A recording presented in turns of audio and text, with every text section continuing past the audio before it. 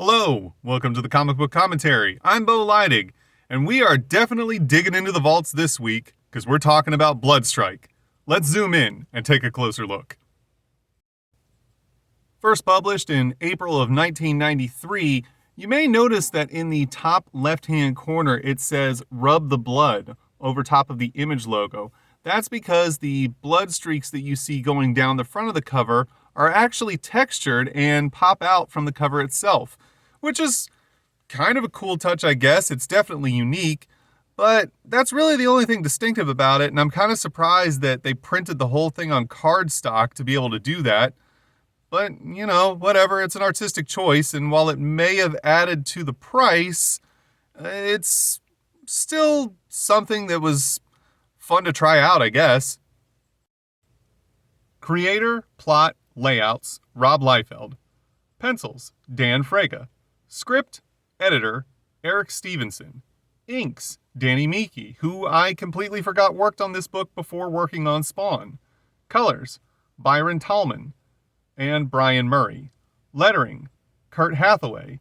Color separations, Chameleon Prime, who I believe might be part of Digital Chameleon, but I don't know that for certain without doing some further research. We see here on the first page, we get our first introduction to Colonel Cabot, who is the leader of Bloodstrike. He's just accepted a mission from Central Intelligence to infiltrate a GATE facility. GATE is an acronym short for Genetic and Technological Engineering. The GATE facilities apparently in this universe are run by the US government and are tasked with creating cutting-edge weaponry and I guess part of the research end of the defense budget would be my guess. It doesn't go into great detail about it. We see that Cabot is speaking with an artificial intelligence known as Rome, I believe is how you say that. I'm not certain. But Rome, at least in this issue, does not have a physical body. It's just a computer. But it does have the ability to teleport Cabot and his team. We see in the next panel that they are now climbing a mountain in Arizona, which is where the GATE facility that they are tasked with infiltrating is located. And I find it odd that if they have a computer which has the capability of teleporting them to, I guess, anywhere, that it wouldn't teleport them to the top of the mountain that they're climbing, but instead the bottom. Seems like a huge waste of time. On the next page, we see the rest of the team, and I should point out before we go any further that there's actually quite a few continuity errors in the illustrations of this book. We see here Cabot climbing the mountain. Underneath him is Shogun, who I'm not certain if Shogun is a man wearing a giant armored suit or perhaps is a brain inside of a cybernetic armor, or is just an artificial intelligence inside of a robot. But either way, he's quite large and is only shown to look like this giant robotic being. The next person we see is Tag, and this is where the first continuity error in the illustrations begin. Here we see she's not wearing a vest or shoulder pads, but in the next panel, she is wearing a vest with very large shoulder pads. I'd also like to point out that Cabot is wearing a gauntlet and a single band around his upper bicep on his left arm. This will come into play later on. Here we see Deadlock, who is absolutely just a horrifically cheap imitation of Wolverine mixed with Sabretooth. He basically has Sabretooth's abilities, but a costume that is so incredibly reminiscent of Wolverine that it's almost insulting. I can't believe that Rob Liefeld was okay with making such a ridiculously obvious imitation of Wolverine and putting it in this comic. Next to him, we see Foreplay. She's called Foreplay because she has 4 arms, and it was the 90s, and it was sexual innuendo for some reason. Here they're standing at the top of the mountain that they could have easily been teleported to. They look down upon the Jericho facility, which is where they're supposed to be infiltrating. And Cabot thinks to himself about how it's going to be a tough job, but it really doesn't matter how many men or what kind of weapons they have inside the facility. It's not going to make a difference in how Bloodstrike deals with the problem. Here we see Rome open up a portal, and the team steps through to take their positions on the assault. At the top of the next page, we see the team running at the facility. Foreplay and Deadlock are charged with creating a disturbance outside the facility's walls, so they engage with the soldiers. I believe Foreplay may have some sort of super strength. You can see she's holding 2 humans above her head here with no real strain or sign of it being difficult for her. And it's odd. I guess somehow Deadlock climbed the wall and he throws down 2 ropes and hangs 2 of the guys. And then they're running into the fray of battle, but it doesn't show him get down from the top of the wall or how he got up there in the first place. We also see on the next page Cabot and Tag rappelling down the wall. This is another point I'd like to make. Why were they teleported to outside of the facility so that they had to not only scale the wall on the outside, but then rappel down the wall on the inside when the portal could have just dropped them off inside of the facility? That doesn't really seem to make any sense. At any rate, Cabot makes short work of the first guards they encounter by just blasting them with his laser pistol, and then he and Tag run through the first opening they see to begin their assault on the facility. Here on the next page, we get a really cool 2-page action sequence along the top with Tag jump kicking through one guy, and underneath her we see Cabot pushing through, opening fire, laying guys out with some laser pistols, this weird double laser pistol thing that he's got. You know, apparently it's comic books. You just have weird over-the-top sci-fi weapons. And again, we see in this panel, Tag has shoulder pads and the vest on, and in this lower panel, she's wearing a vest with no shoulder pads at all. Cabot does remark in this part that he's very impressed with Tag's abilities and that she's the closest thing he's ever seen in real life to the expression poetry in motion. We also see Cabot taking a few more guys out with some laser fire here. Once again, another error. Here we see Cabot is wearing some sort of really weird oversized arm bracer thing, but in this panel, that arm bracer is non-existent. Here on the next page, they've taken out the first wave of soldiers, and once again, we see Tag has some shoulder pads that have returned, and they're getting ready to move into the facility a little bit further, but then Cabot has a flashback. And this is where we learn that Cabot, just like Battlestone from Youngblood, was deceased and brought back to life. If you'd like to know more about Battlestone and what happens with him in Youngblood, check out my Youngblood number 0 video.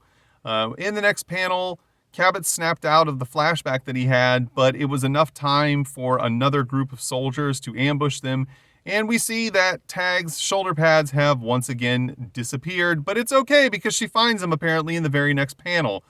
And this is where we get our introduction to Corbin, who is tasked with the security of the Jericho facility. And he's got a squad of guys, probably, 6 deep here, and they're getting ready for a battle.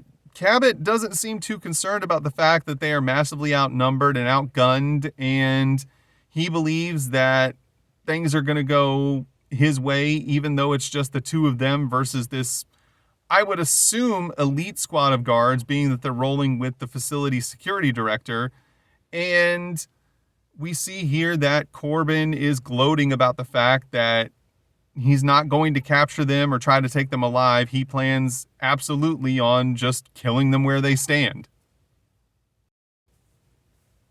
Unfortunately for Corbin, he didn't count on Shogun blasting through the skylight in the ceiling and jumping into the fray. They quickly open fire on him, but his armor is more than enough to stop all of the laser fire that he's hit with. and he jumps in between the squad and Corbin and Tag to protect them, and quickly starts deploying all of his weapons systems. And of course, because this is a Rob Liefeld book from the early 90s, it was never a question in my mind that we would at some point in this book encounter a 2-page vertical spread. And here we are, once again, just trying to make it difficult for me to record. But we see here that Shogun has deployed all of his weapons systems, and he is locked and loaded, ready to take out the squad that they've been having a standoff with. Corbin doesn't seem at all deterred by this, and he tells his squad to open fire. However, Cabot noticed that none of them seem too enthusiastic about it and are a bit worried about what they're facing down. I do believe, however, that this guy might welcome death as a way to escape having to wear this ridiculous helmet ever again. On the next page, we get this really cool 2-page shot of Shogun just completely opening fire, laser cannons just blasting everything. The guys stood no chance. The squadron's just being completely obliterated by this assault. And it's a really neat, this is a cool picture. I like this one, man. This is a lot of fun, just over-the-top action sequence in all of its early 90s glory.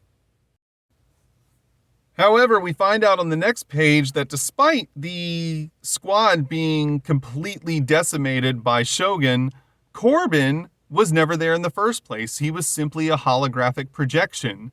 And he happens to mention Colonel Cabot by name, which does not sit well with Cabot because there's absolutely no reason whatsoever why Corbin should know who he is. And Cabot has a sneaking suspicion that something is awry. Perhaps it's a setup. He's not certain, but he wants to meet up with the rest of the team so that they can regroup.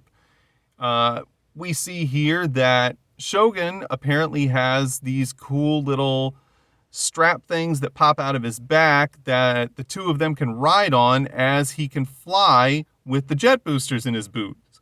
Which, once again, begs the question, if he could fly, and if they had a computer capable of opening portals for them to use to teleport to different places, then why on earth did they climb the mountain at the beginning of this book when they could have either teleported to the top of the mountain or just flown to the top of the mountain on Shogun's back? It makes absolutely no sense whatsoever. And we find another continuity mistake in the illustration here. You may remember when I pointed out that Corbin was wearing a gauntlet / bracer and a single band around his bicep earlier in the book. However, we now see that his arm is just covered in belts from top to bottom for no reason. That doesn't even make sense. There's literally nothing that a bunch of belts on your arm would do to protect you from stuff. I don't understand why this artistic choice was made. Back on the outside of the facility, we see that the action is heating up as the battle is well underway between Foreplay and Not Wolverine, aka Deadlock. They are just going to town on all of the soldiers they're facing. I do find it kind of odd that the two of them are just using melee tactics with zero weapons, and they're just fending off hordes of troops who all have laser guns.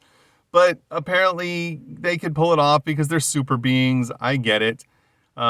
We see that Deadlock starts to taunt Foreplay and is upset that she's not moving quicker. And then he's also upset about the fact that none of these guards are really posing any type of a challenge for the two of them. He's really just egging them on and telling them that they need to fight harder. And holy crap, could this scene right here not look any more like Wolverine? Literally, just change his costume to blue and yellow, and this is absolutely just a drawing of Wolverine killing a guy who's coming at him with a laser gun. I can't believe they did this. It's just so over the top. They're not even trying to hide it. And here we see him standing after he's taken everybody out, just taunting them all and telling everyone what a great time he's having in this battle. On the next page here, we see Foreplay responding to Deadlock's comments, and we get our first example of the two of them speaking about their lives prior to joining Bloodstrike, and it's hinted that the two of them are not necessarily part of the team based on their own choices. It's more so seems like that they may have been captured, and working for Bloodstrike is part of a sentence that they are carrying out, but it's not alluded to any more than that. The next page, we see Shogun along with Cabot and Tag blasting through the top of the facility and landing out in the middle of the open area inside of the wall, and the team is now regrouping. So here on the next page, we see that the team has fully regrouped, and Cabot informs the rest of the team that he's pulling the plug on the mission and that they need to escape the facility. The rest of the team isn't too happy about this. They don't understand what the deal is. They've been able to get as far as they have with really no trouble whatsoever. But Cabot brings up the good point that something is awry, and there's a real possibility that they're being double-crossed here, or at least set up for something. But he is then quickly interrupted by the reemergence of Corbin, who, as we can see on the next page, can apparently fly. He has some sort of backpack apparatus. It's not a jetpack, but apparently it provides him with levitation of some kind. And he informs them that Cabot is correct in so much as that it was not a legitimate mission. They were in fact hired by Corbin himself to infiltrate the facility. He did this because he was about to be let go from Gate, because apparently they felt that he was no longer capable of performing his duties as head of security in protecting the Jericho facility, and he wanted to prove to them that he was indispensable and that they needed him to stay in his position if they wanted to keep the facility safe, and he wanted to prove that by fighting off an invasion by Bloodstrike, which is a ridiculous and convoluted plan, and Cabot quickly points that out to him and tells him that his plan is crazy. I would also like to point out, before we move on to the next page, that the perspective here is awful. Cabot and Deadlock are roughly the same size, but for some reason, Deadlock is drawn to be roughly the size of a child in this panel, comparatively to Corbett. I understand he's supposed to be standing in, you know what? That even makes it worse. I just thought of this. Deadlock is standing in front of Corbett, which means he's closer to us in this image, which means he should be portrayed as even larger than Cabot is because of the perspective difference of Cabot standing behind him. This is just a really bad image right here. Oh, this book. Corbin illustrates his displeasure with being called crazy by opening fire on Cabot, because nothing states that you're sane more than opening fire on someone who slightly insults you. And once again, this illustrates my points that all of the belts that Cabot is wearing down his arm don't help protect him at all, because he just got shot 3 times and killed immediately. What were these belts for? And then we see down here, Corbin is standing over Cabot, gloating about how easy it was to take him out, and starts to laugh maniacally, but then slowly realizes that things are not what he believed, as Cabot gets right back up, because apparently, having gone through the Born Again project, which is what he and Battlestone both went through, means that you can survive injuries that should kill you. And I don't know, it's weird, because Cabot states in this book that he is in fact a dead man. So I don't know if it's more so that he is some sort of a walking corpse or if he has some sort of super incredible healing ability. It's not really explained in any detail. And Corbin decides he's going to regroup or get away. He starts to fly off. However, Shogun opens fire on him and takes out the power packs on his waistband, which we were not aware of those existing prior to this shot, but apparently that's where they were. And this takes away his ability to fly and perhaps project holographic projections and also teleport, which I don't know if that was one of his abilities, but Cabot states that it was, and he falls to the ground right at Cabot's feet. On the next page, we see Corbin kneeling in front of Cabot, and Cabot telling Corbin that it's over, but Corbin decides he's not going to go down easy, and even though he just watched Cabot get up from what should have been lethal wounds from gunshots, he decides he's going to fight him directly with his fists, which seems odd.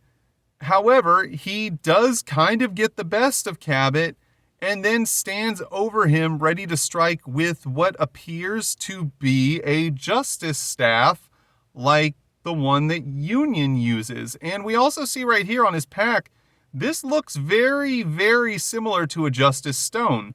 So I am kind of wondering if there's some sort of tie-in here, and perhaps this is technology that he got from the Directorate. If you'd like to know more about Union and the story of Union, check out my video on Union number 1, and you'll get a little bit more insight as to what I'm talking about. We do, however, now learn what Tag's abilities are in this page, because we see she runs up behind Corbin and quickly taps him on the back, which freezes him in place.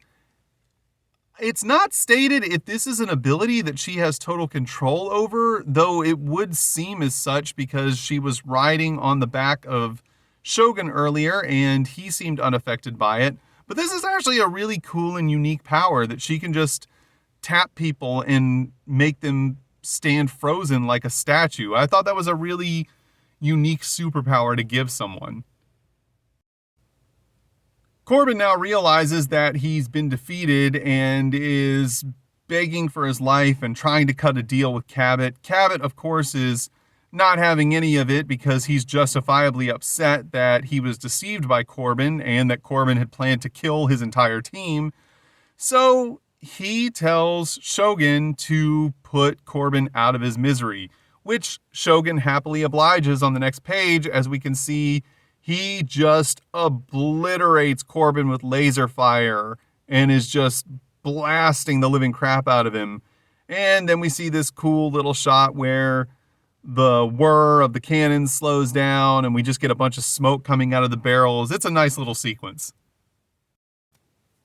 Here on the next page, we see that even though Corbin is dead, he is still frozen in place like a statue. So it's not really explained in this book if Tag's powers will hold someone permanently and it's an irreversible condition, or if she can release them from that hold if she so chooses.